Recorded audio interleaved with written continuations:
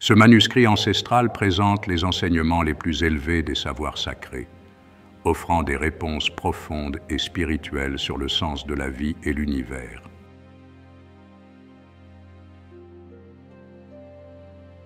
Il est une source de sagesse inestimable, guidant les chercheurs de vérité à travers les âges.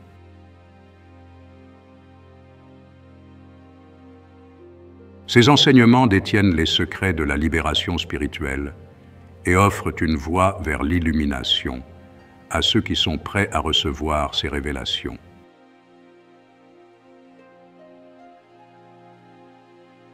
Pour ceux qui sont prêts à ouvrir leur cœur et leur esprit à ces vérités, ce texte sacré seul est suffisant.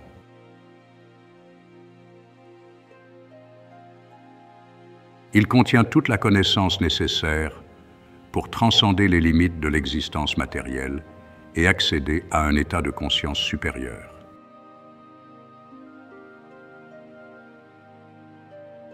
Si vous lisez ce manuscrit avec une intention pure et une volonté profonde de comprendre son essence, et si vous avez la chance de réaliser ces enseignements, vous atteindrez la liberté ultime.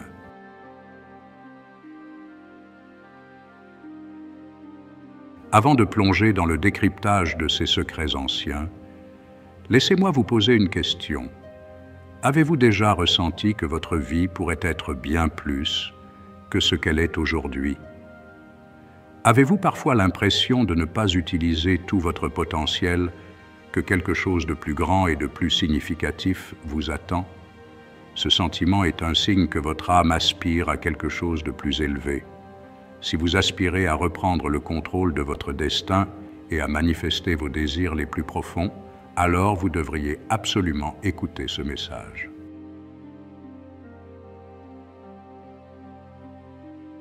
Cette vidéo vous guidera pas à pas à travers un processus de transformation qui changera votre vie de manière concrète et rapide.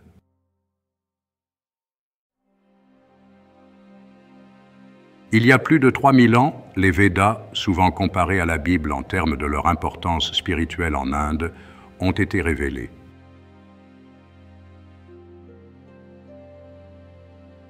Aujourd'hui, nous avons l'opportunité rare de décrypter les mantras les plus puissants d'un des Upanishads les plus mystiques, le Mandukya Upanishad, guidé par l'enseignement du grand maître Swami Sarva.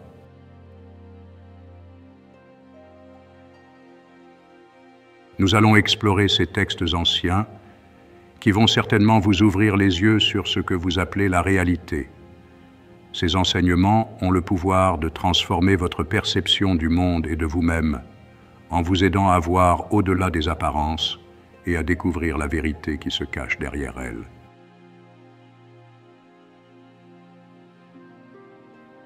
Soyez donc prévenus.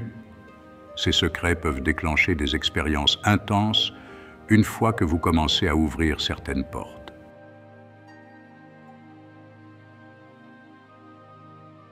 Il n'y a simplement pas de retour en arrière une fois que vous avez commencé ce voyage. Vous ne pouvez pas débarrasser votre esprit de ce que vous avez appris, et cela changera à jamais votre façon de voir le monde. Alors, êtes-vous prêt? Prêt à embrasser l'inconnu, à explorer les profondeurs de votre esprit et à découvrir des vérités qui pourraient bouleverser votre vision de la réalité? Dans ce texte sacré, le mantra le plus important, le mantra central, est ce que vous avez maintenant entre les mains. Le 7e mantra est le cœur de tout l'Upanishad, qui contient 12 mantras. Chacun de ces mantras est une clé qui ouvre la porte à une nouvelle compréhension de la réalité. Normalement, ces enseignements ne sont pas étudiés en conférence publique. Ils sont réservés à ceux qui ont étudié le Vedanta en profondeur et qui sont prêts à plonger dans ces mystères. Mais aujourd'hui, nous faisons une exception.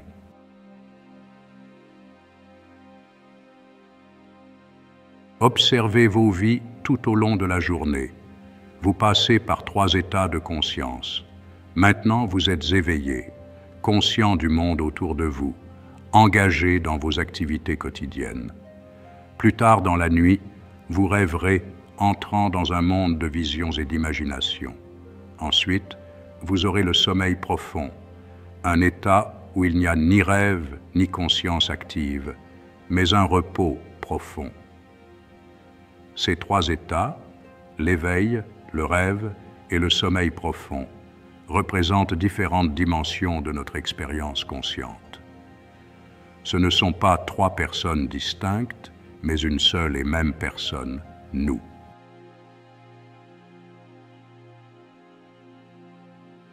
Nous traversons ces trois identités et nous appellerons cela le connaisseur. Le connaisseur est celui qui fait l'expérience de ces trois états. Mais qu'est-ce que cette personne connaît réellement?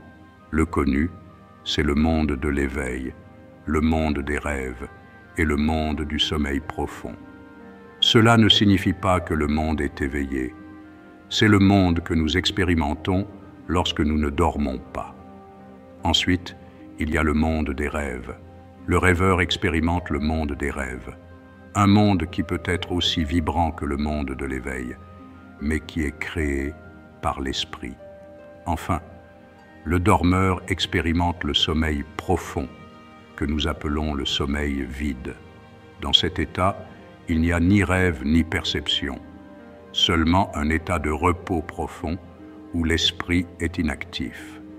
Nous avons tous ces expériences, rien de très spirituel à ce sujet, c'est notre expérience quotidienne. Les Upanishads disent de jeter un coup d'œil à ces expériences. L'éveillé et le rêveur sont différents.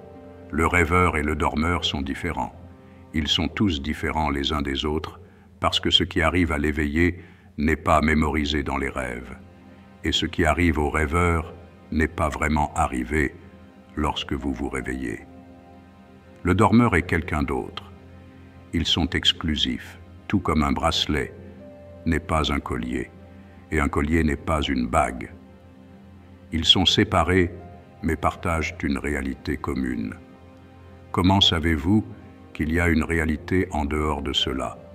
Parce que bien qu'ils soient exclusifs et donc séparés, nous disons tous « Je suis éveillé, moi qui suis éveillé, moi qui rêvais, j'étais en sommeil profond et je suis à nouveau éveillé.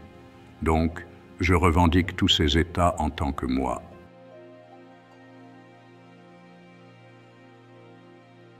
Mais qui est ce je?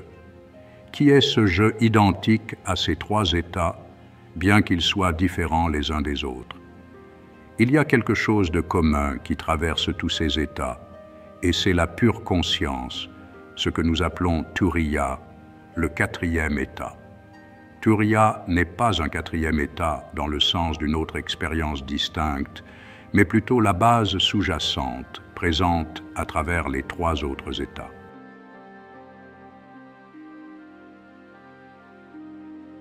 Il y a quelque chose en dehors de l'éveillé du rêveur et du dormeur qui est notre vraie nature, la conscience pure. Elle n'existe pas séparément de ces états, mais elle existe en eux, tout comme l'or n'est pas trouvé en dehors des ornements, mais il est la nature même des ornements. De la même manière, c'est la conscience pure qui apparaît comme l'éveillé, le rêveur et le dormeur.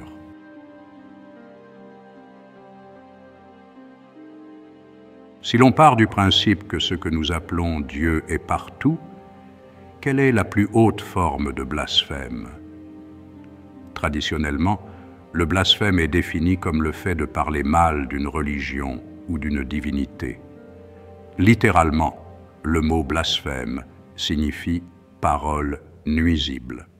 Mais réfléchissez, lorsque vous parlez mal d'une chose, la vertu de cette chose n'est pas affectée par vos mots. Un sourd qui se fait insulter ne peut être blessé par des paroles qu'il n'entend pas. Mais celui qui prononce ces insultes se nuit à lui-même. La plus haute forme de blasphème est celle que l'on s'inflige à soi-même. Lorsque vous vous dénigrez, vous insultez l'intelligence divine qui vous a créé et qui réside en vous. En vous dénigrant, en vous réduisant, vous niez l'étincelle divine en vous. Vous niez votre propre potentiel et vous vous enfermez dans vos croyances limitantes. Dire « je suis un pécheur » revient à réduire votre potentiel divin en créant des limites qui renforcent des comportements indésirables. La conséquence de ce blasphème est inévitable, car vous finirez toujours par croire ce que vous répétez constamment. Pour moi, le simple fait de se définir comme un pécheur est une forme de blasphème contre la divinité en vous. En vous hypnotisant avec des mots négatifs, vous vous transformez en ce que vous redoutez le plus. Par exemple, hypnotisez un homme en lui disant qu'il est un chien, et il finira par aboyer au lieu de parler. Si une chose est à craindre, ce n'est pas la punition infligée par les hommes, mais celle que vous vous infligez à vous-même en vous réduisant à moins que ce que vous êtes réellement. Vous créez une réalité pour vous-même basée sur vos croyances et perceptions.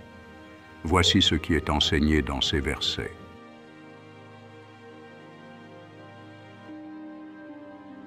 Une idée fondamentale de l'Advaita Vedanta est que l'ignorance cause l'erreur. Il y a une corde dans l'obscurité. C'est un exemple classique dans le Vedanta. Une corde dans un endroit sombre, je ne sais pas qu'elle est là, mais je vois quelque chose, et un instant après, je crois voir un câble d'ordinateur, puis un serpent. La corde est la réalité que je ne connais pas. Ne connaissant pas ce point de réalité, je la prends pour un serpent. C'est une erreur, Brahma, qui signifie illusion. Cette erreur est due à l'ignorance de la véritable nature de ce qui est vu. Qu'est-ce qui me fait voir un serpent alors qu'il n'y a pas de serpent? C'est l'ignorance. L'ignorance qu'il y avait une corde. Je ne sais pas ce que c'est. Je la prends pour un serpent, peut-être à cause d'un souvenir ou d'une illusion. Quelqu'un pourrait la prendre pour une guirlande et quelqu'un d'autre pour une fissure. Il y a divers types d'erreurs, mais la vérité est que c'est une corde et mon ignorance m'a fait voir un serpent.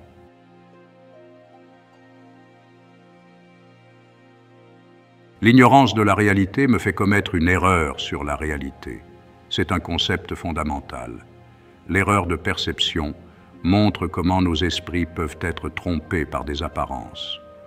Nous voyons ce que nous pensons voir plutôt que ce qui est réellement là. Tout comme je suis ignorant de la corde et je vois un serpent, de la même façon, l'idée est que vous êtes ignorant de Turiya, la réalité ultime. Et qu'est-ce que vous voyez en ce moment? Vous voyez Vishwa. Qui suis-je? Les Upanishads vous disent que vous êtes la pure conscience, mais que ressentez-vous?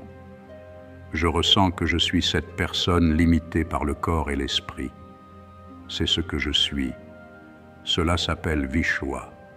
Pourquoi est-ce que je pense être Vishwa? Parce que, comme les Upanishads vous le disent, vous ne connaissez pas votre véritable nature. Vous ne vous connaissez pas comme étant Turiya, la pure conscience. Vous pensez que vous êtes juste un corps et un esprit. Vous vous identifiez à vos pensées, à vos émotions, à votre corps physique et vous oubliez que vous êtes bien plus que cela. Vous êtes la conscience pure qui observe toutes ces choses. Mais le poète soufi a dit une chose merveilleuse. Quand j'ai cherché Allah, je n'ai trouvé que moi. Quand j'ai cherché à savoir qui j'étais, j'ai trouvé Allah. C'est si bien dit. Quand j'ai cherché qui je suis, j'ai trouvé Allah. Quand j'ai cherché Dieu, je n'ai trouvé aucun Dieu, je me suis trouvé moi-même. Dans les deux sens, cela mène à cette conclusion. Turiya, c'est Dieu. Mais dans quel sens? Allah signifie littéralement Dieu le Tout-Puissant. En tant que Turiya, il est au-delà de toute souffrance. Cela signifie que vous, dans votre véritable nature, êtes au-delà de toute souffrance. Vous êtes au-delà de toute souffrance. Mais dans quel sens? La souffrance appartient au corps ou à l'esprit. La souffrance appartient au corps dans le monde physique. La souffrance appartient à vos cauchemars dans le monde des rêves. Vous ne pouvez pas l'expérimenter, mais c'est le cas. Et lorsque vous vous réveillez, la souffrance sera encore là. Turiya est au-delà de tout cela, intouché par la souffrance de l'état de veille, de l'état de rêve. Intouché, Dans quel sens? Elle est là, elle viendra, la douleur dans le corps se manifestera. Et c'est pareil pour les sages. La différence est que vous dites « moi qui suis en douleur, je souffre », alors que le sage dira « je suis l'observateur de cette douleur ». La douleur traverse son corps et son esprit, il la reconnaît comme douleur, mais il est l'observateur. Il n'est pas affecté par la douleur. Il n'utilise pas la volonté en disant « je n'ai pas mal ». Vous le pincez, il dit « ah, ce n'est pas comme ça ». Il sait qu'il n'a pas de douleur. C'est un état de conscience où l'on est conscient de tout ce qui se passe, mais sans s'y identifier. C'est comme lorsque la lumière éclaire quelque chose. La même lumière du soleil éclaire aussi bien les endroits pollués que les fleuves. Mais elle n'est pas altérée par les endroits pollués, elle n'est pas non plus purifiée par les fleuves. Elle illumine. Vous êtes la conscience qui illumine la souffrance du monde éveillé. Vous illuminez les cauchemars du monde des rêves. Vous illuminez le néant du sommeil profond.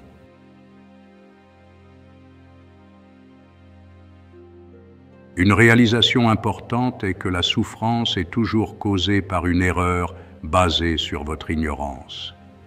Lorsque vous jouez et perdez aux échecs et que vous souffrez de cette défaite, c'est toujours parce que vous avez fait une erreur, parce que vous avez ignoré une possibilité défavorable. Si vous ne faites aucune erreur, mathématiquement, il est impossible de perdre et de souffrir. D'ailleurs, la souffrance se cache derrière différents termes comme la frustration, la peur, la tristesse, la colère, l'anxiété, le désespoir, la solitude, la honte, la culpabilité, l'insécurité, la déception, le doute. Je ne me sens pas bien. Mais tous ces termes ne sont que des façons plus précises de décrire par quelle forme de souffrance vous êtes affecté lorsque vous souffrez. Voilà une question intéressante à vous poser. Qu'est-ce que j'ignore qui me fait commettre une erreur là maintenant? En réalité, la souffrance est notre meilleur ami. C'est un feedback qui nous permet de changer ce qui doit être changé et d'apprendre ce que l'on ignore.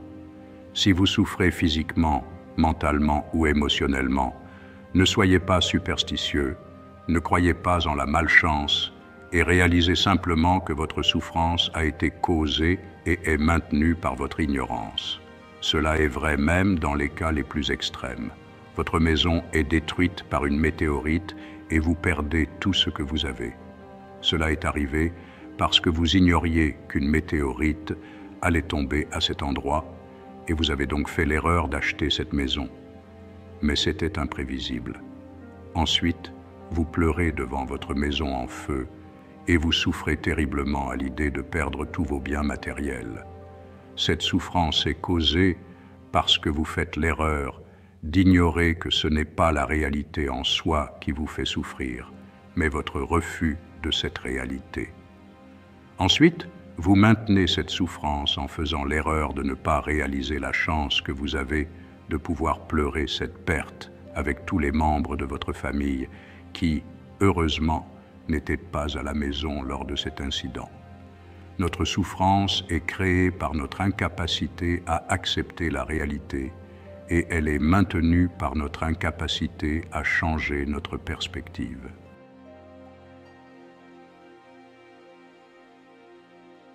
Certaines personnes disent qu'il n'y a pas de conscience dans le sommeil profond. Pourquoi est-ce que je dis que la conscience illumine le néant? À l'Institut de culture de la mission de Ramakrishna à Kolkata, il y avait une conférence sur la conscience. Il y avait des neuroscientifiques et des philosophes. Un philosophe indien a posé une question à un neuroscientifique. Dans le sommeil profond, y a-t-il une conscience, oui ou non? Et le neuroscientifique a répondu « Non, il n'y a pas de conscience. Selon la définition de la conscience, il n'y a pas de conscience dans le sommeil profond. » Le philosophe a répliqué « C'est la différence entre la philosophie indienne et les neurosciences modernes. Car selon la philosophie indienne, dans le sommeil profond, il n'y a que la conscience. En neurosciences, il n'y a pas de conscience dans le sommeil profond. Du point de vue de nos textes sacrés, il n'y a que la conscience dans le sommeil profond. Qu'est-ce que ça veut dire? Imaginez remonter une colline en voiture avec les phares allumés. Dans ces faisceaux lumineux, dans l'obscurité, vous voyez des insectes voler, la pluie tomber, tout devant les phares de la voiture. En atteignant le sommet de la colline, il n'y a rien devant vous et vos phares sont toujours allumés. Les phares éclairent en direction de l'infini, mais l'atmosphère est claire. Les faisceaux lumineux ne sont pas visibles, vous ne pouvez pas voir la lumière elle-même. Dans le sommeil profond, ce qui se passe, c'est que Turiya est là. La pure conscience est là, mais il n'y a pas de pensée, pas de corps. Rien n'est là pour être éclairé par cette pure conscience. Les choses physiques ne sont pas là. Les pensées, les sentiments et les émotions ne sont pas là. Il n'y a rien dans le sommeil profond, par conséquent, la pure conscience ne réfléchit rien. Vous n'expérimentez rien. La connaissance survient lorsque quelque chose est illuminé par la conscience, alors la connaissance apparaît. Dans le sommeil profond, ce n'est pas le cas. Les scientifiques adoptent une approche réductionniste, selon laquelle la conscience est générée par le cerveau dans certaines circonstances. Ils étudient la conscience de manière objective. Ils diront donc qu'il n'y a pas de conscience parce que le participant n'a pas rapporté avoir conscience de quoi que ce soit. C'est le point de vue objectif des scientifiques. Les adeptes de nos textes sacrés diront que tout cela est aussi à l'intérieur de la conscience. Vous voyez un cerveau et vous faites une expérience et cela donne certains motifs que vous voyez comme étant liés à la conscience. Tout cela est illuminé par votre propre conscience.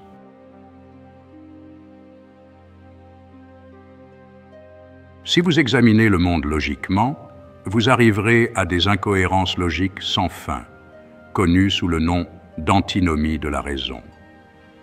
Je vais vous donner un exemple. Voici la relation entre un père et son fils, un gourou et son disciple, A et B. Une relation présuppose toujours deux termes, A et B, gourou et disciple, père et fils, connaisseur et connu. D'accord ? Donc ici, A est un terme et B est un autre terme, R est la relation entre ces deux termes. Maintenant, les maîtres posent cette question. Est-ce réel?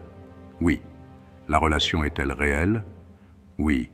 En quelque sorte, la relation existe vraiment entre ces deux termes. Quelle est la relation entre A et R? Quelle est la relation entre R et B? Vous devrez encore intercaler une relation supplémentaire ici, n'est-ce pas? Si ce sont deux entités, il y a une relation entre elles. Alors, quelle est la relation entre cette entité et la relation elle-même? Vous devez ajouter une relation supplémentaire ici. Le même problème arrivera ici, et vous finirez avec une régression infinie. C'est une sorte d'incohérence logique.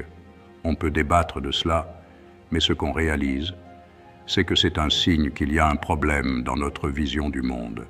Des incohérences apparaissent lorsque vous approfondissez suffisamment. Vous rencontrez toujours des incohérences dans n'importe quelle théorie scientifique également. Si vous rencontrez plusieurs incohérences, des incohérences fondamentales, cela signifie qu'il y a quelque chose de plus fondamental à découvrir. Vous n'avez pas encore atteint une compréhension complète.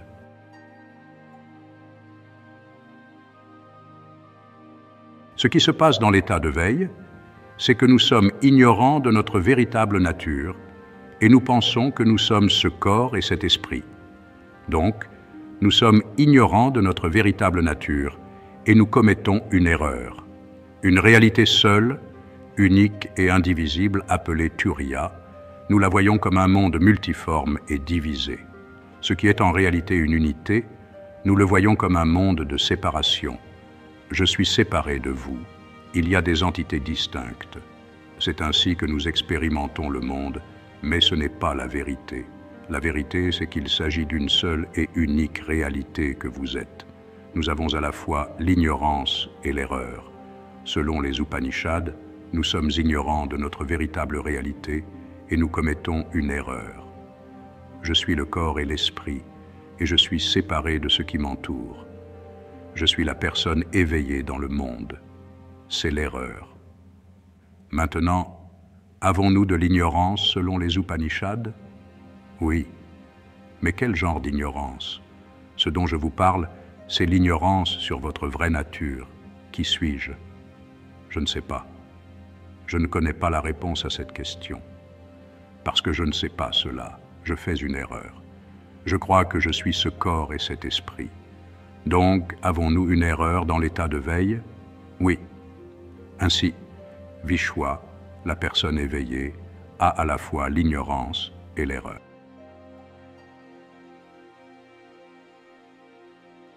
Qu'en est-il des rêves? Pensez à vos rêves.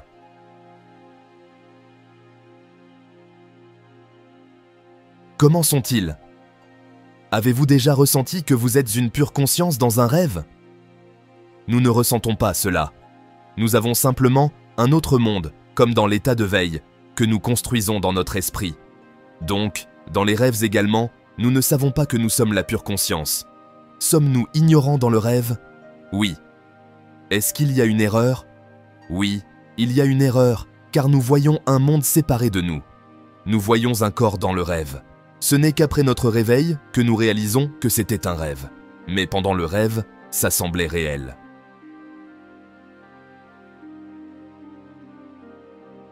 Qu'en est-il du sommeil profond? C'est très intéressant. Je suis en train de dormir et il y a comme un néant. Je ne sais même pas que je dors, je ne sais rien. Je me suis oublié et j'ai oublié le monde qui m'entoure. Rien que du néant. Maintenant, dans le sommeil profond, suis-je ignorant? Oui, je suis ignorant parce que je ne me rappelle même pas de moi. Qui suis-je? L'ignorance, à quel sujet? Je ne me connais pas. Donc, dans le sommeil profond, il y a de l'ignorance. Mais est-ce qu'il y a une erreur? Non. Très bien. Il n'y a pas d'erreur dans le sommeil profond. Il n'y a pas d'erreur dans le sommeil profond. L'erreur de croire qu'il y a une existence séparée de moi-même n'est pas présente. La connaissance de la réalité n'est pas là, mais l'erreur n'est pas là non plus. Il n'y a donc pas d'erreur dans le sommeil profond, mais il y a de l'ignorance. Je ne sais rien, et encore moins qui je suis ou ce qu'est le monde. Donc, il n'y a pas de fausse connaissance, mais il n'y a pas non plus de connaissance correcte. Il n'y a rien que le néant.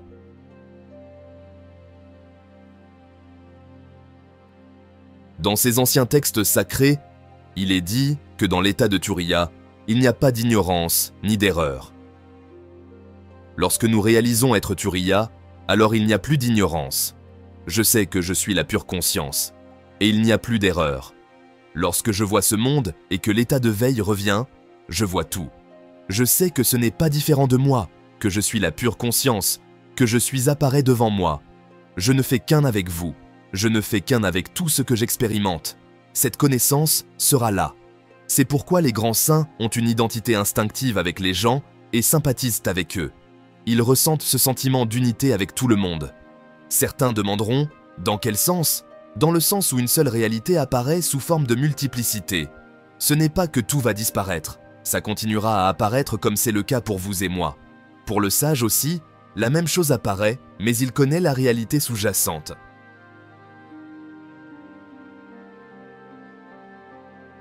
Pour moi, la différence entre une bonne personne et une mauvaise personne réside dans la taille de son sens d'identité. D'ailleurs, je ne parle pas de gentillesse, mais de bonté.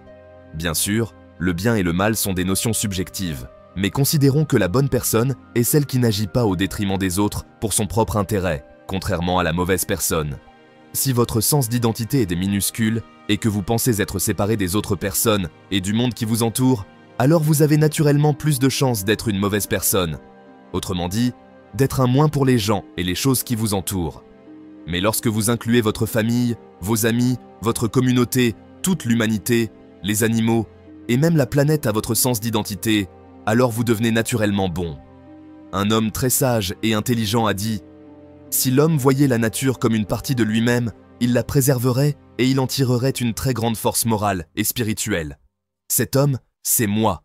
Je ne dis pas que de faire passer les autres avant soi est une bonne chose, au contraire. mais je pense que d'enrichir ce que vous appelez « je devrais être fait dans cet ordre ». D'abord, vous investissez en vous-même, puis, au fur et à mesure que vous développez une abondance dans tous les aspects de votre vie, vous laissez naturellement cette abondance se répandre dans les autres dimensions plus larges de votre être.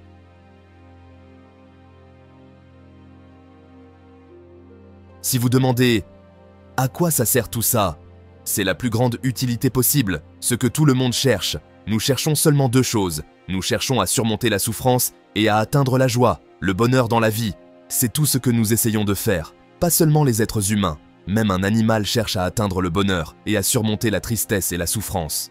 Pour chacun de nous, dans tout ce que nous faisons, que ce soit le professeur d'université ou un chercheur scientifique dans son laboratoire, ou le mendiant dans la rue, tous essayent simplement d'éviter le malheur et d'atteindre le bonheur. Et nous faisons tout cela, que ce soit d'une manière sophistiquée ou grossière.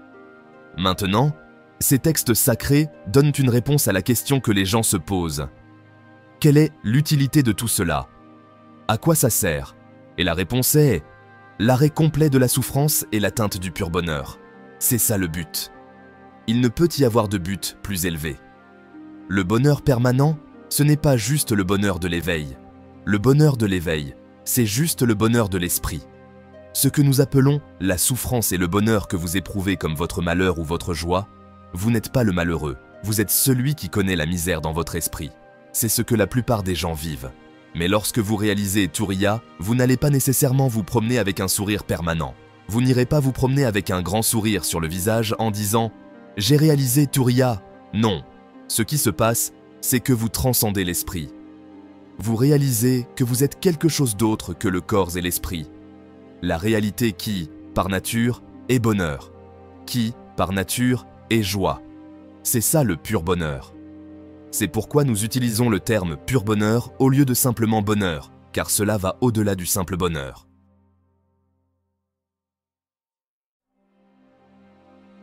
Il y a une magnifique histoire sur le Bouddha. Après avoir atteint son illumination, il marchait en direction de sa ville natale, et l'histoire raconte qu'un jeune berger l'a vu et a été tellement émerveillé par l'apparence du Bouddha qu'il lui a demandé « Qu'es-tu » Alan Watts, dans son introduction au bouddhisme, a écrit « Beaucoup de gens ont été interrogés sur qui ils sont, mais très peu dans l'histoire de l'humanité ont été interrogés sur ce qu'ils sont. Qu'es-tu? Es-tu un dieu? Bouddha a dit non. Es-tu un ange, un être divin ou autre chose? Bouddha a dit non. Es-tu un être humain? Bouddha a dit non. Alors, qui es-tu? Bouddha a répondu « Je suis Bouddha, l'éveillé. Je suis Bouddha, l'éveillé. » Cela signifie que nous ne sommes pas éveillés. Nous sommes dans le sommeil de l'ignorance, faisant le rêve de l'erreur. Nous sommes dans le sommeil de l'ignorance. Nous ne savons pas qui nous sommes et nous rêvons toutes sortes d'illusions. Que nous sommes ce corps et cet esprit individuel. Que nous sommes heureux et tristes. Que nous luttons et que nous allons bientôt mourir. Et tout ça, durant tout ce temps, nous sommes la conscience qui illumine tout ce drame qui se déroule juste sous nos yeux.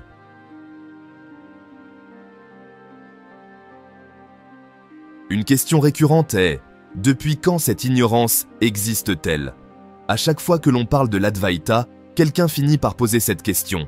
D'accord, nous sommes dans l'ignorance. Mais comment cela a-t-il commencé? Voici la réponse d'un grand maître qui a écrit à ce sujet il y a plus de 1200 ans en arrière.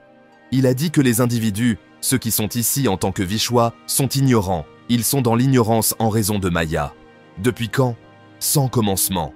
Sans commencement. Mais comment l'ignorance peut-elle être sans commencement? Cela n'est pas logique. Comment est-ce possible? Mais en réalité, ce n'est pas illogique. En réalité, toute ignorance est sans commencement. Par exemple, si je vous demande « Connaissez-vous l'allemand » vous répondez non. Vous êtes ignorant de l'allemand? Oui. Depuis quand êtes-vous ignorant de l'allemand? Depuis ma naissance. Donc, avant votre naissance, vous ne connaissiez pas l'allemand? Non. Votre ignorance de l'allemand est sans commencement. Mais elle a une fin. Quand est-ce que ça se termine? Lorsque vous prenez un livre d'allemand et commencez à apprendre la langue. Petit à petit, votre ignorance de l'allemand disparaît. Donc, l'ignorance est effectivement anadi, sans commencement, mais elle disparaît à l'arrivée de nouvelles connaissances. Écoutez, le problème ici, c'est l'ignorance. Où se trouve l'ignorance? L'ignorance ne peut pas être dans mon pouce. Toute connaissance ou ignorance se trouve uniquement dans l'esprit. Vous voyez, Turiya est parfait. Comme on l'a dit, vous êtes parfait tel que vous êtes. Mais le problème est que vous ne le savez pas. Et le fait de ne pas savoir est ce qu'on appelle l'ignorance. Mais où est cette ignorance? Dans votre esprit. Maintenant, où la connaissance peut-elle apparaître? La connaissance ne peut apparaître qu'à un seul endroit. Elle ne peut pas apparaître dans mon pouce ni dans l'air. Elle ne peut apparaître que dans l'esprit. Et le principe est que là où se trouve l'ignorance, c'est là que doit venir la connaissance. Le sujet sur lequel porte l'ignorance, c'est sur ce sujet que la connaissance doit agir. Donc, nous disons que la connaissance doit remplacer l'ignorance, et lorsque l'ignorance disparaît, l'erreur disparaît également. La question suivante est: quelle connaissance? Quelle connaissance? Est-ce que c'est des connaissances? Oui, mais des connaissances indirectes. Indirectes. Quelle est ma connaissance directe? Que je suis ce corps et cet esprit. Quelle est ma connaissance indirecte? Que j'ai lu dans un livre ou entendu dans une conférence que je ne suis ni le corps ni l'esprit. Je suis la pure conscience. Mais voici un principe important. Une connaissance indirecte ne peut jamais remplacer une ignorance directe. Il faut une connaissance directe. Je dois véritablement la ressentir, sinon l'ignorance ne partira pas. Elle doit venir de manière directe.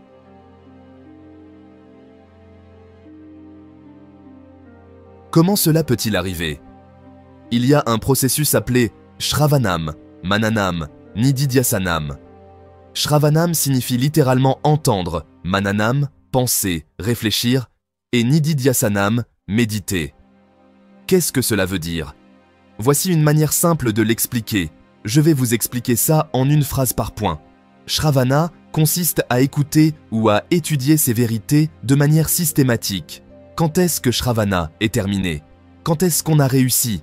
À la fin de Shravana, vous devez être capable de dire « J'ai compris ce qu'ils veulent dire. J'ai compris ce qu'ils veulent dire. J'ai compris l'idée derrière cet enseignement. Je comprends. Ça me parle. » Vous devez avoir au moins intellectuellement compris cet enseignement. C'est la fin de Shravana. Est-ce suffisant? Non, ce n'est pas suffisant. Après cela, vous pourriez dire « D'accord, je comprends ce que vous essayez de dire. J'ai étudié ça systématiquement, je comprends ce que les Upanishads disent, mais je n'y crois pas vraiment. Pourquoi? Parce que vous avez encore tellement de doutes. Si vous comprenez pleinement, il ne peut y avoir aucun doute. Si vous êtes complètement confus au sujet de ce que Turiya ou Vishwa est, alors l'étude doit être répétée jusqu'à ce que ce soit clair. Une fois que c'est clair, ok, ils disent que je suis la pure conscience, mais je n'y crois pas vraiment. Pourquoi n'y croyez-vous pas? Il faut alors aborder vos doutes un par un, et ces doutes seront levés. À ce stade, c'est ce qu'on appelle Mananam. Il existe des livres entiers consacrés à cela, répondant à toutes les questions possibles et imaginables, et même à certaines questions inimaginables.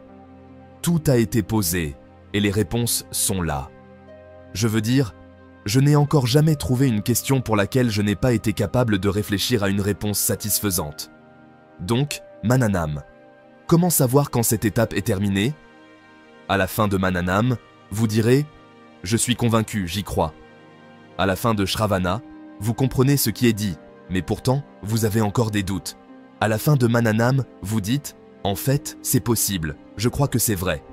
C'est probablement vrai, je crois que c'est vrai. Mais il y a encore un problème, je ne le ressens pas. Je me sens toujours comme étant ce corps et cet esprit. Je ne le ressens pas. Ce n'est pas encore une réalité ressentie pour moi. C'est quelque chose que j'ai compris et que je crois, mais je ne le ressens pas encore. Ce n'est qu'une idée pour moi. Si quelqu'un me pince, je dirais « Aïe, ça fait mal ». Maintenant, cette vérité que vous avez comprise et à laquelle vous croyez doit être ancrée profondément en vous par la méditation. Un grand maître disait « Répétez-vous cela encore et encore. Je suis Turiya » jusqu'à ce que cette vérité vibre dans chaque goutte de votre sang, que vous soyez convaincu de cela. Si vous commencez par cette étape, ce sera du lavage de cerveau. Vous devez d'abord étudier correctement, comprendre ce qui est dit et travailler cela de manière logique. Vous devez vous assurer que vous n'avez plus aucun doute personnel à ce sujet. Posez toutes les questions possibles.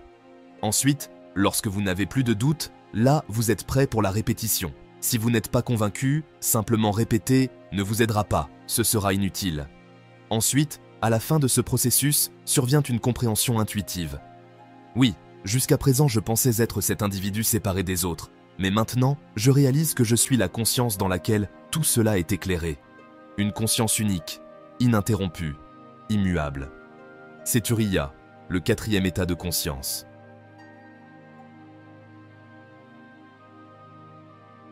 Le monde disparaîtra-t-il si j'atteins l'illumination? Mon corps, mon esprit deviendront-ils lumière? Turiya? Les textes disent que si le monde existait vraiment, alors la question de savoir s'il reste ou disparaît se poserait. Mais il n'y a pas de tel monde. Le serpent s'enfuira-t-il lorsque je réaliserai qu'il s'agit d'une corde? La réponse correcte est qu'il n'y a jamais eu de serpent. Aucun serpent ne disparaîtra. Le serpent mourra-t-il lorsque je réaliserai qu'il s'agit d'une corde? Non. Pourquoi? Sera-t-il encore là?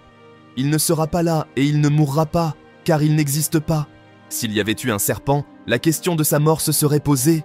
Mais quand vous réalisez qu'il s'agit d'une corde, est-ce que les protecteurs de la faune diront qu'il y a maintenant un serpent de moins dans le monde? Non. Le nombre de serpents reste le même, car ce serpent n'a jamais existé. Si le monde existait, il n'y aurait aucun doute qu'il se serait évaporé, mais il n'existe pas. C'est une erreur, tout comme le serpent n'existait pas. C'est une réalité non duelle. Vous êtes tout cela. Il n'y a pas de monde séparé de vous qui doit être chassé, mais tout cela continuera à exister. Vous existez, et cela continuera d'apparaître. Avant, cela semblait être quelque chose de distinct de vous. Maintenant, vous savez sans aucun doute que vous êtes un avec tout ce qui est.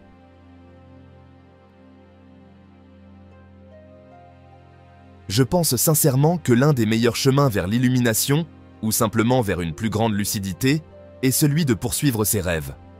On assouvit nos désirs, qu'ils soient relationnels ou matériels. On se rend compte que cela ne suffit pas toujours, et c'est précisément cette réalisation qui nous permet de nous diriger vers une forme de libération plus profonde, sans pour autant avoir l'impression de passer à côté de quelque chose que l'on voulait.